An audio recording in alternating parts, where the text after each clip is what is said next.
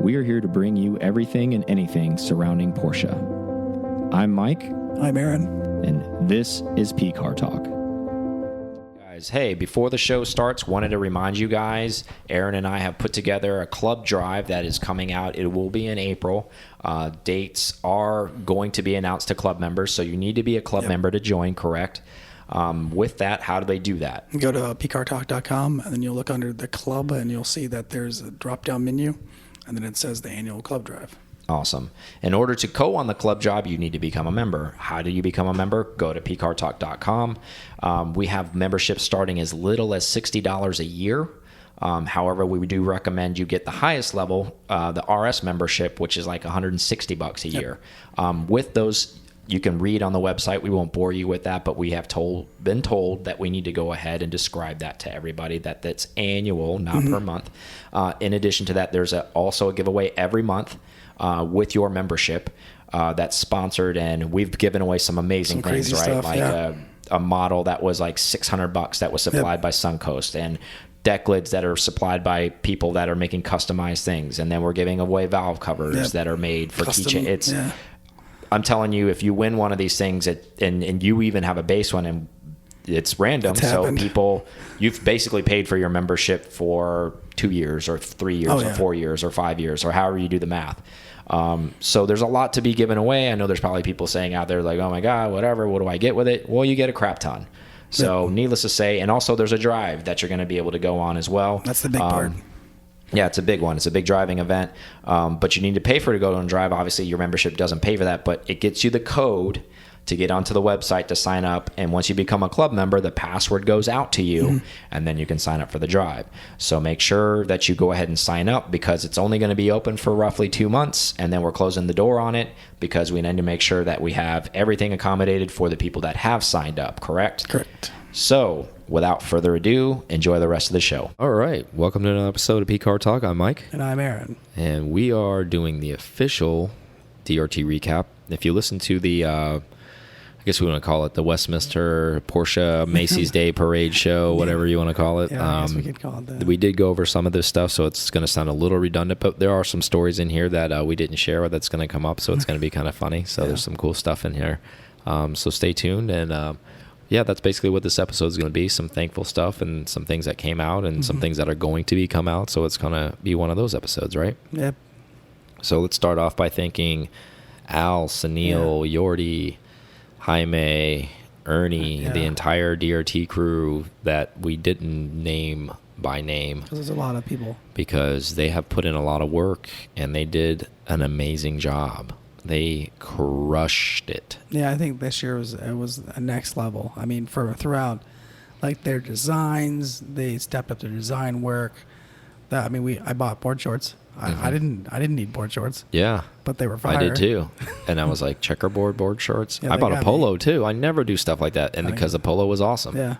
And it had the checkerboard stuff and that collar. Like it was good stuff. And I never usually buy was stuff. Awesome. I have too many shirts and I have too many other things, but I still bought something. So well done.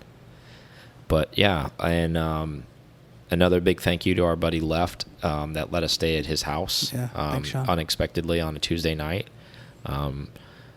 Clutch, that was awesome. Yeah, it was nice. He showed us around. Got to see Taco Bell. Why don't you tell that story? That's a hilarious story, actually. We had what did we just finish up doing? I can't remember what we finished up doing, but we ended up coming back to his house. We were at Media Night at Zweck. Media Night, that's what it was. So we went to his Zweck, we hung out, saw Al, saw Sunil, saw the usual characters, got to see the rally cars for the first time pull in, and then some of the other special stuff that was there from the West Coast. Mm-hmm. That was pretty cool. Got to see Al's car again, like always, the wide body. Yeah. Wide body. So good. So we finished up there, and we're like, let's go to Lefty's. So that's where we went. We all met up there for a whole 5 minutes, and he put it on his little flame that he called... The propane. Yeah, the propane. That didn't warm you, heat you. It was just all for looks. Yeah, all decoration. Then said, hey, we should go and eat. Okay. Yeah. So we all agreed. We got all collectively, let's go. They couldn't figure out a place. Oh, Flanagan's. Okay, let's go. So let's roll out. Roll out, get all the way there. We think it closes at 1. Nope, they were not happy to see all 8 Yeah. or 9 of us that were together at 12. Yeah, they were like, get to stepping. Yeah, yeah. We're not opening in the kitchen for you Nope. degenerates. So that was it was in and out, and then, well, what's left? Oh, Taco Bell. All right. I know. I was like, Taco Bell? Really, And, bro? yeah, nobody's really the biggest fan. of Yeah. Taco Bell. But then we go there anyways. So we get there, and then we had to park. Mm-hmm. And I was like, oh, we're gonna go in because I didn't know that it was gonna be all of us had to go through the drive-through to get food. That's what made it even So obnoxious. more professional. It was, So obnoxious. It was hilarious. but all of us went individually on a line of Yeah. Porsches. I think there was like Getting food. $800,000 worth of Porsches going through a Taco Bell drive-through at $10 like worth of 2:30 in the morning on a well, I guess it would have been Wednesday morning, but like Yeah. Tuesday night, essentially, getting Taco Bell and all these like, they're all GT cars, so they all have huge wings. Using the wings. Yeah. And then Taco Bell spreads. Exactly. And like typical degenerates, we park in the parking lot because we don't want to eat in the cars. And then we just eat in the parking lot off the wings, just standing around We did and stay there for a bit. literally making fun of everybody. Yeah. We know. Oh, yeah. Got to catch up somehow. I guess right? that's what happens at night, right? Yep. At 2:30 in the morning on a Wednesday or whatever, you start just making fun of people, I guess. We heard stories about one guy that almost got did jujitsu that almost got beat up by the one-legged guy. Oh yeah, we heard jiu-jitsu stories that were good. Heard Yeah. about squirrel stories. Got to see Squirrel Boy, and that's what they call him. We're not even going to go any further with that. That gets 0 airtime. So moving forward with that garbage. Anyways, we had Taco Bell. Yeah. Fancy. That really sums it up. Fancy Mexican on really expensive cars that night. But we ended up going to Flanagan's though. The next day for lunch, I think. It was tasty. It was actually Yeah, the wings were good. Good beer. All right, Yeah, I know it's ale. nothing to like write home about, but the wings were good. I got it done. So, and then, man, that was a hustle that day too, because then we got to the Airbnb and we were running behind because Miami traffic is just as bad as LA traffic if you've never been to Miami or do not know. So if you're 6 or 7 miles away, that's a 35-minute drive. Yeah. So, and that's what normal that's if there's no accidents. and that's actually pretty good time, actually. So, anyways, long story short, we were supposed to meet Bart Gherkins. Yeah, there we go. Bart Gherkins. He is on the podcast, so you should be hearing that. That's a great one. And we'll have a longer one. That we had. It was a little bit of a shorter sesh because he had a book signing to do at Walt Grace. And we want to thank Walt Grace again for letting us podcast there. Awesome. That was really awesome of Jonathan and his staff to accommodate us unexpectedly. I knew they knew we were coming, but as far as I don't think they knew our whole setup. yeah, and that was a little bit on us too. We should have communicated that a little bit better. But Yeah, we're just like, hey Bart, Yeah. can you do it? Sure. yeah, Right. you know who we are, right? And they're like, what? Who are you guys? No. It's $1 million facility. You guys, it's bums in here. Anyways, so it was a good podcast. It was a real good podcast. Talked all that stuff, and then hung out there for the evening. And I think that night we went back to we went back to the Airbnb, Oh, yeah. got up at the butt crack of dawn, and went to Homestead because that was the Yeah, that was the kickoff Thursday of the track day, the Mhm. very first track day, Had to be there for driver's meeting. which was outstanding. By the way, if Yeah. anybody's never been to Homestead and you get an opportunity to drive on that track, you need to. It's well kept. I don't know why in my mind I wasn't thinking it was, but maybe just because it's an older track. I don't know. I don't know. They just built everything right from the hospitality, from the little venue where you can outlook the track as things are going on. Mhm. It's just it was a good place. Yeah, and we can't say it enough. The DRT staff and the racetrack staff and everybody, they worked cohesively together. And like Aaron was saying, the spread was there. There was breakfast when you were there, and then there was lunch, and then there's refreshments and snacks throughout the entire day, keeping you hydrated. It wasn't like a Publix run either. It was good. Yeah, it was good quality stuff. Yeah, it was catered. So let's put it that way. It's catered event. They had couches to hang out with. They also had a sim. Since you'd never been on track, if you wanted to hit a couple laps on the sim of that track, you could sit there in the simulator and do that, which was really cool. Yeah, it was a good starter. The paddocks were awesome. The camaraderie was awesome. Yeah, I like how the paddocks they were open. They had instead of being walled off and Center bay around. open. Yeah, that was cool. Yeah, so it allowed you to go from bay to bay very easily and hang out. Enjoyed that a lot, actually. That was I mean, I don't want to say it was the funnest. I don't want to have to label anything the best thing because everything was great. But I really, really enjoyed that. I really enjoyed having my car on track. Yeah. We already told the story of the fastest GT3 we know about. The tire switch situation where I went through tires. Yeah. Like we already went through that, so we don't need it for redundancy purposes. We don't need to do that, but it was a great event. Again, they did the safari thing there as well. So it was a 2-day track event, Thursday, Friday. It wasn't that way last year. It was just a 1 day. I think it was great that they did a 2-day. I'm really looking forward to next year as well. I'd probably do both days. I don't know. Maybe I'll do one. I don't know. You step up to like novice or intermediate. Yeah, I think it really depends on what car I bring next year too, and what I'm driving. I mean, I'm still going to have the 964. Don't get me wrong, but like we've talked about, big news. I don't know if it is big news, but it's not big news. Well, I mean, you're getting something. You just don't know what yet. Yeah, another 911 is coming in the next probably 2 months, 2 to 3 months. 60 to 90 days. So we'll have another 911 to talk about, and we'll talk about that process and what everybody's trying to help you spend your money. Yeah, what my brain's going through and what I'm going to end up with and why I picked what I picked when I pick it. It's not already decided, so don't worry about that. I'm not being secretive or not sharing any top secret information. It's not one of those media secrets like, oh, you'll have to see, stick around for the conclusion. It's not one of those. I'm just that scatterbrained. I want anything from a long hood outlaw car to ask him on a track day. It's a GT3. To a 996 turbo to a 997 GT3. It is right when I think I got it dialed in. He does track day. Yeah. Although I would have to say that your 964 and your driving skills kept up with the GT cars that would make me think otherwise. I mean, I would be really happy. I would rack my brain that if your 964 is that close, I mean, you're not killing it everywhere on the straights and stuff. I mean, there's obviously a power difference. Yeah, but everywhere else, you're on them.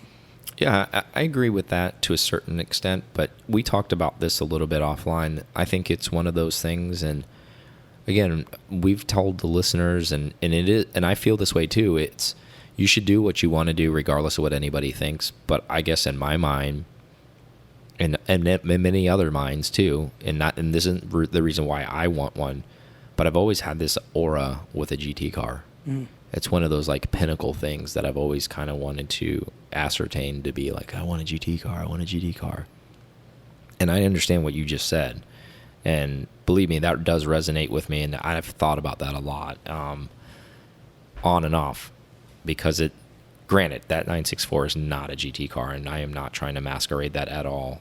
But you're right, there is a sense of rawness to the car that can get a little bit blended areas with the GT3. Where the GT3 is pretty raw. Obviously, the power plant's a lot different. As far as what that's made to do. But there's some feels there. So everybody I've been talking to that knows me very well personally, they're saying get some type of turbo car, just because it's so different from what I have, and it's at the other end of the spectrum. That way, at least I can experience it.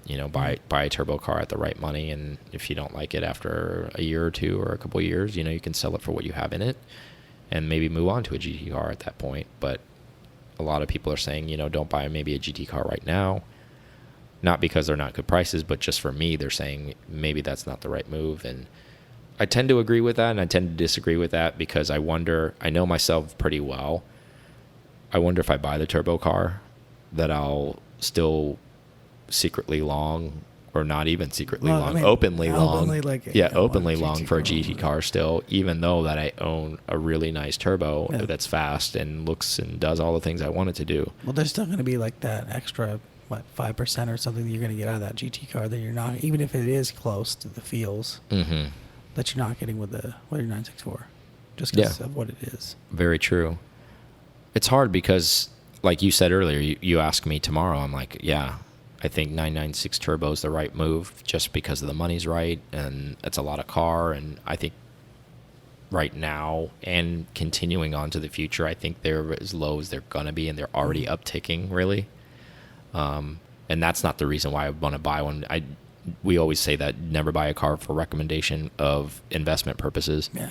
But it is nice to buy something if something you don't like it and you buy it right, at least you can get back what you put into it. So if I buy something at, a clean 996 turbo at like 55 grand and I drive it for a year or two and don't go, stupid and make it something that's so mine that nobody else wants, I'm still going to do my thing to it, but tasteful. Awesome. Yeah, be tasteful with it. I can still sell it for 55 grand in 2 years. I think that's safe money, but a GT car is safe money too, but I don't really see myself buying a GT3 for 85 grand, like a 997 or something like that, or even something lesser, like a 996. And then, I don't like it. It's too close to my 964. I'm going to sell it. Like, people are telling me. I just don't. I know myself well enough. I just don't see myself doing that. I don't think 996, 997, no matter what it is, to say the words, I'm gonna go take the GT3 out. Exactly. That's got something to it. Yeah, that's fire emoji. That's right? All day. Yet your tag should be fire. Hashtag fire emoji. Hashtag fire emoji. But at the same time, it's kind of one of those things. Do you need a nuclear weapon for the street? I guess not. I guess you could say that about the turbo too, because if you tune it and it's all horsepowered out, it's all monstrous. Do you need all that for the street? You should get that Miami heat plate and put fire. Yeah, that'd be kind of cool. But back to the DOT event. Yeah, Circling back. Yeah, we get on that tangent. So I'm sure there's recommendations that everybody wants to tell me what to buy, but in all honesty, I think. I want to believe right when I say, I don't think I'm going to buy another air-cooled at the moment, because I think I'm going to go water-cooled regardless if it's a GT car or a turbo car. Lo and behold, I've watched me go buy an Outlaw, sneaky, like, oh my God, there was this deal on this car, and it was, it had ITBs on it, and it was a short-stroke motor, and it was outlawed, and they only wanted 60 for it, and then I bought it, and it's like, dude, now I have 2 Outlaw cars. Some food for thought would be, we met a gentleman, he's got a couple cars. And we talked to him a while, and his favorite car is 911 GT. Yeah, good point. So it's an air-cooled car. Yeah, that's his thing, and he can do what he wants. He's literally had everything, and actually literally does have everything. Literally still owns quite a bit. Everything. And that's what he chooses to drive. But I have an air-cooled car, right? Yeah, obviously I'm never going to have that kind of status of a car or that kind of capability. Well, I was just saying it. Just GT. I wasn't saying it. Just in general, that's a GT-style car. Yeah. I see what you're saying. I know. Yeah, I mean, I don't want to go too long on this tangent, but I do kind of want to talk it out a little bit, just because we've had such a whirlwind of a weekend and been around so many Porsches. Oh, man. And I'm kind of, just basically speaking my thoughts as we go right now. This isn't something that it was scripted or wrote in notes. It's just kind of talking about how I feel about it right now. I mean, I really, really like the 996 Turbo, but I really like the GT3 also. So I think for me, and I don't want to eat crow on this, but I think I'm gonna try. It's not totally out, but I think I'm kind of out on an air-cooled car right now, like an additional one. Yeah. Meaning, like, I'm not going to add another air-cooled car to the 964. So you think that's a little too close to home for right now? Yeah. The more I think about it, I think it is a little. It's not really the smart move. I don't think it's the move. But then there's parts of me I just love vintage Porsches. I love air-cooled cars, and I just kind of feel like I don't know. There's just not enough nostalgia for me, even with a GT car. They're sexy in their own right, and they have their own aura of what they are. I love them, don't get me wrong, but they just don't have those feels and that sexiness of an old car. They also don't have those same kind of issues that the old cars have too. Yeah. So it just really depends. And I'm really, really trying to do my best recollection of what I did with the 964 and what I went through to get it the way it is. And I don't really know if I want to go through that again with another air-cooled car to get it to perfect it. Yeah, to get it the way that other car is. I don't know if it's not like it's so trying, but I just don't know at this point. Like, I have that journey and not want to do that right now. Yeah. Like, maybe in a few more years I might want to do that, but right now I just don't feel that. So that's why I'm kind of thinking GT car, because it's kind of a cop out, but maybe do another tune on it and straight pipe the thing and do some wheels, or I don't know. After today, that Carrera T, that's gotta be something that's in people's minds. Another mic drop issue, right? That is so. Aaron's talking new, 991 Carrera T. There was one today at the show. It was just had to be straight piped. It had wheels on it. It had a cage in it. Mm-hmm. It looked tough. It had all and it sounded amazing. I mean, it was whistling down the entire street. Yeah. The turbos in it sounded so good. Now, that's a little bit of stretch on where I'm at as far as what I want to pay. Mm-hmm. And you kind of wonder, is it worth the stretch? Because they're probably still going to come down just because they're last gen. How much, yet to be determined. But I think there is still going to be a drop in those. But I really do like that car. If you got that in chalk, which is your favorite 991 color, that's and then straight pipe it and do wheels. Yeah. Game over. And then tune it. That thing is, and because I talked to another guy. Because there's your turbo car, even though it's not a turbo car. Exactly, that's what we were saying. And talked to a guy, and he did his tune before and after. I think it was about 100 horsepower gain. But I think he was about to the wheels. So that's 500. Yeah, it's a 500 horsepower car. It was real close. Yeah. So it sounded so good. It sounded like a diesel truck almost. Not the whistle, not the not that noise. Not the actual banging of the Cummins pistons. Not like a tank. But yeah, enough of that. So I just kind of wanted to let the listeners and the viewers know kind of what's happening with me personally, and as far as another car maybe coming to the stable in the next probably 3 months, and where my headspace is. So more to follow on that. So follow the episodes, because you can track me and say, well, hey, remember he said 997 GT3, and then he ends up with an air-cooled, and he's thinking turbo, and he went totally opposite of that. He went NA wide-body air-cooled car. Yeah, exactly. No, I really hope it doesn't go that way. I really, really think the move is turbo. And 996 turbo, but the right one, right? Not just any one, but maybe kind of a special one if you can find one, maybe like a PTS one, because there's so few of them. I forgot. Somebody was talking with Chad about his, the GT2 conversion, and there's some uprights that get you all the way there. To it's a GT2 uprights. Yeah, you guys got to go all the way in. Yeah, it was Wes saying that.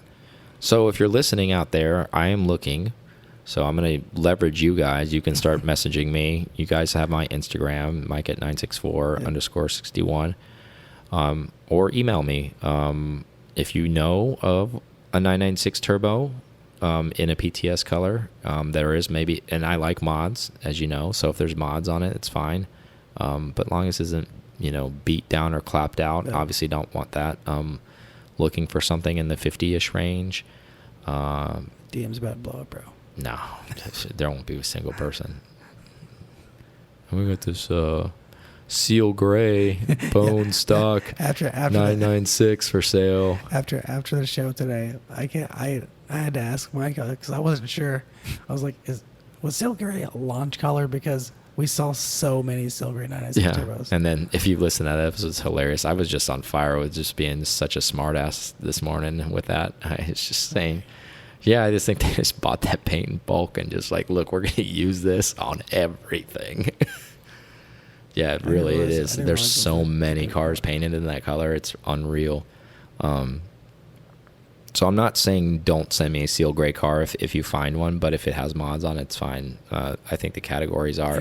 I'm not looking for, and to full disclaimer on this, I'm not looking for a collector grade quality car. I'm not looking for, PTS definitely don't send me those, because I'm going to drive the piss out of it. So I that's not a smart move for me to pay high dollar for something that has low mileage. I'm looking for something colors. In the 40 to 70,000 mile range is where I'm kind of looking at. I want something driven. I don't know. I mean, there's cars. I mean, I saw a slate gray one that was PTS. I saw a polar silver, silver. Yeah. The funny thing, we talked about that car though. The problem, and it's for some listeners that don't realize, or maybe I'm going to educate you, it has low miles. It has 17,000 miles on it. That's too low of miles. That car's been sitting too long. Do the year. I mean, that thing's done 1,000 miles a year. on average. That's awful. I don't want that. I want something that's been driven, that's been maintained. It's doing its thing. I'm not saying it hasn't been maintained. It looks great, but still, we all know these are machines. They need to be used. That's why I want something with 40,000 miles, probably, maybe even 50. I don't care, as long as it has maintenance records. Those cars are made to run hard. I don't want a showpiece because I'm going to run it hard. And so when I start running it hard and all it's been doing is sitting in a garage all, it's like, it's going to break because Mike will break it then. It's like, I'm not used to be driven like this. My owner takes me out and washes me and starts me and puts me back in the garage. I was like, well, you better change your shoes because we're going for a run. I just go to Cars and Coffee and come back. Exactly. I just get washed. But anyways, I know we went way off topic, and I just wanted to let all the listeners know that's kind of where I'm at. So if you have something, great. If not, no worries. I'll find something. I know a lot of people, and I already have my eyes on some things. But if you know something that's secret, that's not for sale, but you know it's for sale but not for sale type of deal, you guys know what I'm talking about, let me know about it, and I would greatly appreciate it, and I'd give you a shout out on the podcast if you do help make that happen. So great. Yeah, but back to your question. PTS colors, that's the thing, is like, I'm not that educated on it because there wasn't so many PTS 996 turbos. But with that being said, I've seen some kind of crazy ones every once in a while. I saw, and this was a Turbo S, it wasn't just a turbo, but I saw 996 Turbo S in signal green. Ooh. Yeah. Just every once in a while you see some wacko color like that, and you're like, whoa, I didn't even know they made that. And you're like, yeah, they made this one. Yeah. You're like, oh, okay. That's why. Or, you see something. I mean, I've never seen a Miami blue one, or I don't even know if there is one. It exists. Maybe not. I don't know if that color was real. I mean, it probably wouldn't be called Miami blue. Exactly. So, I mean, I can't say, I don't know what was out there at that time. Like, again, it wasn't this mad dash for PTS at that time. Remember, this is like 03, 04. Oh yeah, and full disclaimer on that too. Like, I do not want a 2001 car. At least 02 and later, and it preferably 03 and 04. I mean, if it is an 02 car, it's got to be like cherry and really, really nice, and hopefully a later build date in 02, because I'm trying to stay away from earlier transmissions just because they have synchro issues, and I don't want to have anything to do with that. And they don't want issues. No, don't even send those to me. They'll go instant delete if it's a 2001. I'll be rude and not even say thank you. Because no, thank you. It's just not even worth the hassle. So back to the show. Yeah. So where were we? Right. I think we just were talking about the cars and getting to see all the things roll in, which it was surprisingly. Once we stopped talking about the cars rolling in, I feel like we just didn't count. Something happened in cars.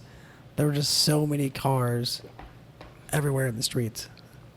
Well, remember, a lot of cars got loaded off of side streets too, off of trailers, or didn't come through the front like traditionally, because remember, there was a lot of special cars and they weren't going to wait in line. Not that they couldn't, but they just didn't want to keep them out there on the road, so they brought them in through other side barriers and things like that. So that's why how all those other cars ended up out there as well. Yeah, there was a ton of cars, reverting back to DRT and how amazing it was. Since we're doing thank yous, I want to thank the collection. Oh yeah, they crushed it as usual. Continue to crush it. Their marketing budget must be a lot, unlimited, kind of like an American Express card black. Like they can just do, because they literally do such a good job throughout the entire weekend with sponsoring this thing. And water's flowing, alcohol flowing if you want alcohol, food, everything. It's unreal. It's a good spread. I mean, and that goes on. I mean, you get the feel of it for the VIP cocktail party, but then it continues on during the show. And so you get that same little hideaway. Yeah, and it starts with their amazing Cars and Coffee event that we raved about last year. And I'm going to continue to exactly. It's, again, second to none. There isn't another Cars and Coffee that I've ever been to. And that's not saying much, but we have been to a lot and we've traveled a lot. No one does a better job than they do as far as the way they do it. And the organization, the flow was very good. I mean, they have parking attendants. Yeah. It's not some free-for-all. They help you back into your space. You're not just guessing. They have mimosas. Everybody's super nice. They have great food as well. They always have some cool stuff to show off too. Plenty of places to sit. Just really cool stuff. Inventory also. They're giving tours. I mean, the shop tour, which I didn't do last year. Yeah, they have to staff all this people. This is something they choose to do. All that stuff costs money, guys. I know it helps them make money too, but still, they don't have to do this stuff, and they choose to do it. And I rave about it because, especially in the Porsche world, and any world, people are super frugal when it comes to things. Like, people are just cheapskates in general. And what I love about them is they understand that it takes money to make money. So they're out there spending the dollars because they realize that it brings more dollars in. Mm-hmm. Because when they do things big, people like us and other people, it's memorable, so they continue to talk about it, and it leaves an imprint and an impact on anybody who attended that event or should have attended that event. And maybe when you go to purchase a car and you're in Miami, or if you're not in Miami and you see them, post a car on whatever search engine you're looking for, and the car's there, maybe it rings a bell. Hey, Mike and Aaron said that. Oh, a buddy of mine was at DRT and said something about it. Oh, he was in Miami. He said how awesome the collection was. So all of that stuff resonates with people, and it's really smart that they do those things, and it's really cool that they step up and do that as well. Something I saw in the collection was the Taycan Turbo. I hadn't seen a Turbo yet. Mm-hmm. I don't know if you heard or not. Not in person. I didn't realize the striking difference as far as like options and things between the Turbo and Turbo S. Yeah, talk about those for a minute. And then Mike pointed out the little swipe to open up the door so you can plug in the hybrid system, plug in the electric system. And I don't even know that it had both sides. I think it just had the one side opening panel. I don't know that it had the other side. I was thinking about that. And then it had... I'm sure they both opened. Yeah, they have to be for AC, DC, and AC. Yeah. The carbon fiber trim really makes a difference on the front. Mm-hmm. Versus the painted, because that hides a little bit of the look of the car. The interior was all black, which I don't mind. That was actually cool. Like they stealthy. They didn't even deviate anything on the door handles or anything. It was black. Yeah. What else was there about the car? Not too. I just it didn't. I didn't care for those wheels that were on it either. That was the other thing. That was the wheels looked a little not cheap. I don't know if cheap's the right word, but it just didn't fit. They're just off-putting, right? Not cheap. Yeah. Like they look expensive. Yeah. Just not aesthetically pleasing to the eye. Not that they're like they just don't look right. I know they look. They're there was an Audi or a Volkswagen. There's a wheel that's very similar in that family. And that's what it looked like to me. It looked like looking up. Mm-hmm. I don't know if you guys know what an up is. But yeah, that's exactly what those wheels look like. I guess and somebody was talking to me, if I was going to go for that car, I would spend the extra, if I had the extra money, I would spend it going Turbo S. It's that much. Hands down. It's that much of a difference. Worth it. And I don't even know what the 4S would be like. I don't know that those are, I'm sure the driving experience is exactly the same, except for the launch control.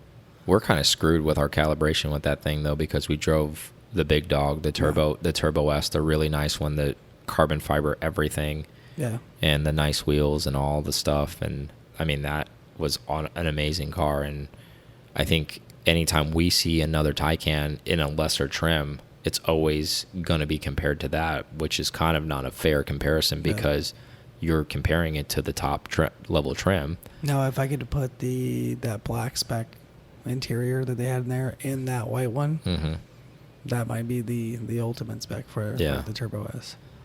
Yeah, I mean, it's not that I dislike the Turbo S we drove in with the interior with the rose gold and stuff like that in there. I mean, it was fine. I mean, I like black interior too, trust me. But it did feel a little fancy, I'll give you that. With the I think that was the target behind that, as far as that's why they did that. But it makes total sense. And then they had a 911 Turbo S in there. Well, it was pretty nice. I think exclusive package. Yeah, it was the white. Those were so good. Like you don't see enough of them. No, everybody's chasing these GT cars. Like, people, hey, if you want to be different, go buy one of those. If you want to be comfortable and just as quick and beat the crap out of one of those, get that thing.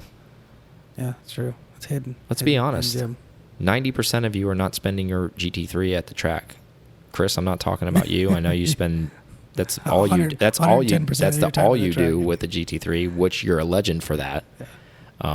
As most people, and I'll be totally honest. If I had a GT3, I would be fronting. I just don't. do I track just down don't enough. go. We're not anywhere close to a track, and I don't dedicate myself enough time to do something like that. Would I go to the track with it if I had a GT3? Yes, I would. How often I would go, no idea. Realistically, if I had to ballpark something, maybe 3 or 4 times a year, and that would be me forcing myself to go, with friends and that are already in the GT community doing those things. Now, once I started getting into it, would I continue to go more? Probably. I have a compulsive personality. Yeah. I'd probably stop podcasting and just start going to the track. I don't know. He doesn't talk to me in 6 months. He's on the track. But in all seriousness, I try to be real with myself. And that goes back to not to try to bring up that conversation again. That weighs through my head too when I think about a GT car, because I'm not a person who wants to front. Not saying that people have GT cars that don't go to the track, you're fronting. I get you still want the experience and a spirited drive on the street. And that's why I would want to own it. I would just love to drive it spiritedly on the road as a street car. But, really it's born and bred on the track. That's where it does its thing. So it almost makes me think that maybe a turbo is a better deal. Like Wes was saying, it's a more comfortable ride, it's more powerful, and it's made for the street. So Yeah, it's a good argument. yeah, all these valid points really pissing me off. But anyways, back to DRT. So yeah, the collection crushed it as usual. And then what we did, we had a group lunch because some guys from out of town were in town, and it was good to see them. And we went to a local staple here in Miami, which is really, really good. Had some stone crab and hung out, and then went to RMC's open house, which is always cool to see all the cars there. They had a really good turnout. Speaking of which, we're going to be reviewing a lot of cars from RMC coming up, so stay tuned on our YouTube channel, because people were telling us at DRT we need to tell people more stuff, so we're telling you through the podcast. If you like the podcast, go to YouTube. We do car reviews. This is your disclaimer. You're hearing it. Go subscribe. Don't scumbag it and just not log in and just watch the video. That doesn't help. Log in, do a solid, give us the credit, subscribe so the videos keep coming to you. Do us one of those. Like, if you give a crap about what we're doing, please do that for us, because that's actually going to help us out a lot. Super helpful. Yeah, enough said with that. But and then we had the VIP event that night, which obviously the collection was involved in again, and it was a fantastic event. And It always is. I think it was pretty packed. I feel like it was a lot more people this year. I think so too. It felt that way. That went. I don't know if they allow more people or just I don't more know, people but it did decide feel to that go way. to I it. agree with you. I don't know if again, I don't know if it was allowed either, because they allowed more people, but it did feel like there was a ton of people in there, but it didn't feel like overcrowded, but it was cool. Yeah. It was great to see everybody, cleaned up. And then we hung out that night and got some tacos and took it back to the house and got up at the butt crack of dawn. Yeah, as much as we were like, bro, party at our house afterwards, that didn't happen. Yeah. It sounds good when the day starts and then you have the really like party big house, and it was an awesome entertaining house. Yeah. If we could have a party there, that would be a house to do it at. But everybody was so busy all day long. Everybody was smoked. Every night everybody was exhausted. I mean, it was everything in us to stay up till 1 at night, you know. And then we were getting up super early every day. I mean, that's how these things go. If you've never been to one of these things, a lot of these things are back-to-back days. It's long, early starts, early starts, late finishes, and there's something going on all day long. And even if there isn't something pre-planned, there's people getting together at the end. Yeah. Because there's people in town that you haven't seen in months, and it's all family. Hey, let's get together. Let's do dinner. Like you said, hey, let's go to the bar. Let's get a couple cocktails. Let's catch up. Let's network. Let's talk about what you're doing. Oh, hey, that sounds awesome. We can help you. Let's do a collab on that.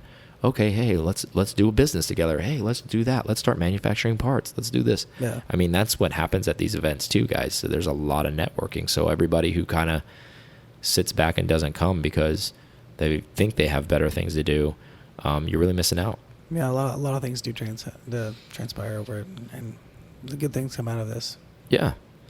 and we've met a lot of more contacts that are going to guests that are going to coming on the show. I don't want to spoil anything, but some really, really big time people. Heavy hitters. Yeah, big time heavy hitters, and people you definitely have heard of before. So more to follow with that in the coming months, and we're super excited for that. But this also helps those things happen, that help build those relationships. I was going to say, I thought you were going to lead that we just met a lot more people this year. We did, actually. We met a lot more listeners, and we were very thankful for that. So, which is great. I have a lot more T-shirts now. Yeah. Thank you for everybody who came up and gave us a shop T-shirt, came up to us and said they listened. I don't remember everyone by name, and forgive me for that, but I am acknowledging you in general. Everyone from all areas that came up to us, we are eternally grateful for that. I really, really can't say that enough. It is really, really humbling to have somebody that you've never met before come up to you and say, hey, I love your show. I'm listening every time you guys come out with something. I love what you guys are doing. And it really, really, that is a huge morale boost for Aaron and I. And not that we're hunting for compliments at all, but like the people that have the courage to come up and say something, because there's tons of people that listen that don't say anything. And it makes us wonder if we suck or what's going on. But the nice comments that say, hey, keep doing it. We love what you guys are doing. It's really cool. So it's really encouraging stuff, and we're really, really thankful and so appreciative to hear people say things like that. And we look forward to keep bringing people great content and great things. That's the goal here, to bring great guests on the show and bring on great stories. It's the circle. You have to have the guests, and the people have to help. Exactly. Yeah, people have to help you facilitate. You have to come to shows. You have to meet people, and we're doing those things. So it's all coming, fruition. The plant is growing. And it's getting bigger and bigger, which is great. And that's all thanks to the listeners and then people spreading the word and people telling other people to listen. And it's helping us get the word out to the proper people to get us some, I guess you would call it a better portfolio, where people are like, yeah, I want to come on the show when they've heard of us and we have some staying power. And sometimes people want to know you've been around a little bit. They want to hear, oh, you've had other popular guests before they commit. And we're starting to kind of turn that page, which we're starting to get bigger guests on for you guys and hear some cooler stories that are going to be coming out and coming up. And we're looking really forward to that. So that's really awesome. But all in all, DRT, what a great weekend. Thanks once again to Miami as a whole. Yeah. That's what we were saying, too, is it's gotten better. But I think it gets better and better for us, the Miami experience, every year. Yeah, I mean, it really is. We meet more people that are involved in the industry each year that we come down here and build stronger relationships and build, I'm calling it family because it is. Our Porsche family bond is getting stronger and stronger, and we get more unified and things are getting better and better. And we're eternally grateful for that. And we're looking forward to even more. Like, we'll be in Miami a couple times this year, I assume, like just from the relationships we have, because we have so many more guests down here now that we've already developed and talk to. I mean, I wouldn't be surprised if we visit Miami 4 or 5 times this year before the end of the year. And the great thing about that is it's 3.5 hour drive for us. So we can do a weekend thing and get a couple 1 or 2 guests on, probably 2 guests when we come down for a weekend, and then we can come down 6 or 7 weeks from then and do it again.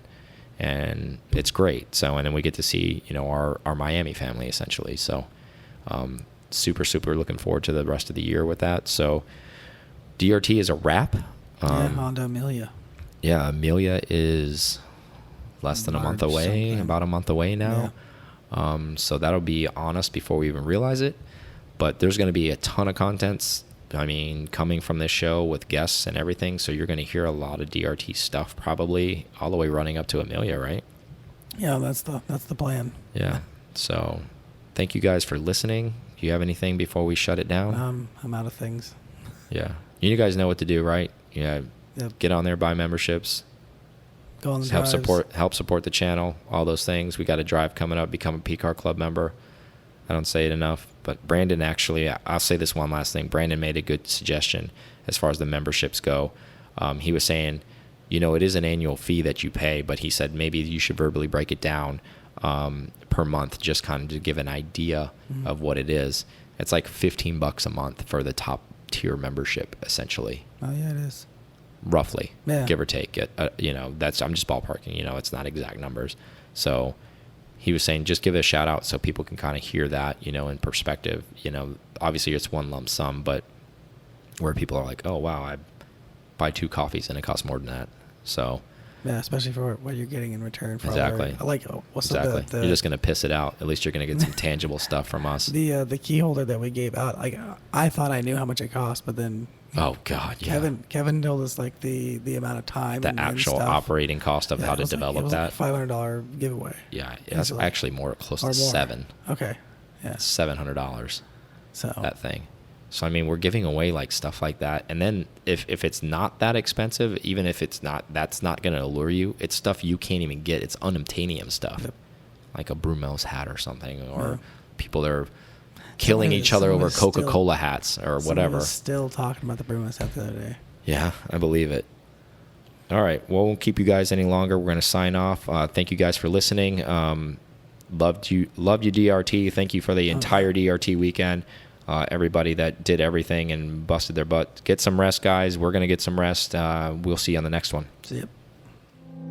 Thank you so much for listening to this episode of PCar Talk. Connect with us on Instagram at PCar Talk or online at PCarTalk.com.